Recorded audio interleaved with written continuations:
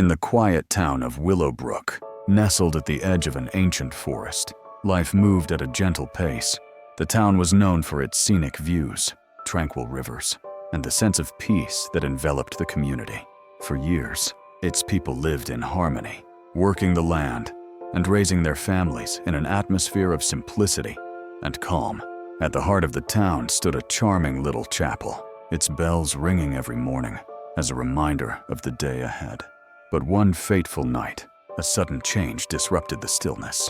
An outsider, a man named Thomas, arrived under the cover of darkness, driven by his own struggles.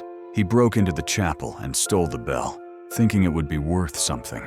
As he fled into the forest, the bell clanged loudly with every step, echoing through the trees. The sound carried far and wide, catching the attention of an old, curious wolf that roamed the woods. Intrigued by the strange noise, the wolf followed the sound until it found Thomas, and in a swift moment, the thief's journey ended. The bell, still in his hands, fell to the forest floor. What began as a quiet night in Willowbrook was now a mystery, and little did anyone know that mystery would soon unravel, changing everything. The next morning, as the sun rose over Willowbrook, the town was abuzz with strange rumors. A group of curious travelers had passed through the forest, and, upon hearing the eerie clang of the bell late into the night, they returned with stories of a ghost haunting the woods. A phantom, they whispered, who rings a bell as if calling the lost souls to gather. Soon, the townspeople began to feel the weight of fear in the air. The bell's unsettling sound, once a symbol of peace, had transformed into a haunting melody that echoed through their hearts. Some said it was the restless spirit of the thief, while others believed it was a warning from the forest itself. As days went by, the mysterious noise continued each night, growing louder, and the fear it stirred became impossible to ignore. People who had once called Willowbrook home now hesitated to leave their houses after dark, with some even packing their belongings and seeking refuge in neighboring towns. The peaceful town, once known for its serenity, was slowly being consumed by its own collective fear, all from a mystery that had no clear explanation. The very thing that had once bound them together, the sound of the chapel bell, was now a symbol of dread.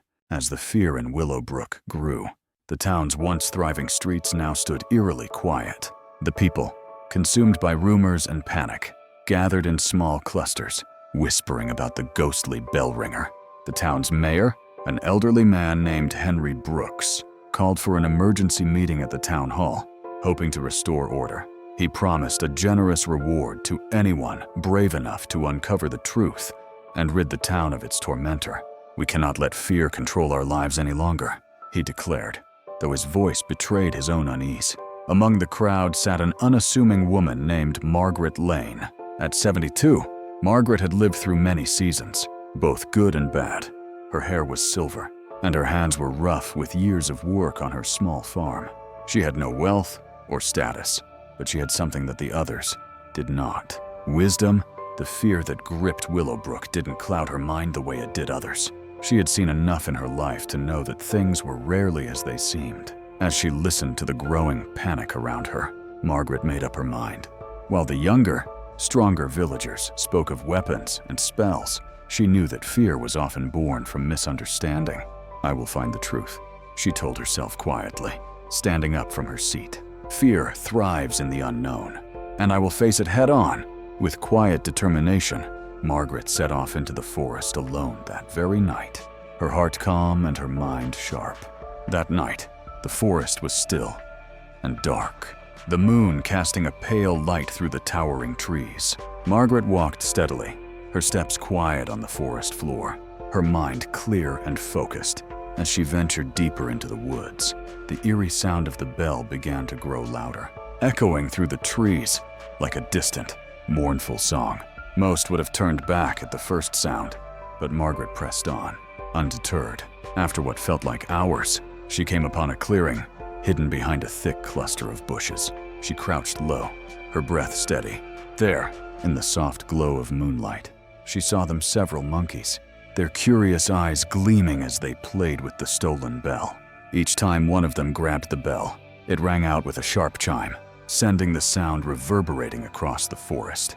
Margaret watched in silence, a smile tugging at the corner of her lips. The mystery was solved. No ghost, no phantom, just a group of playful monkeys causing all the commotion.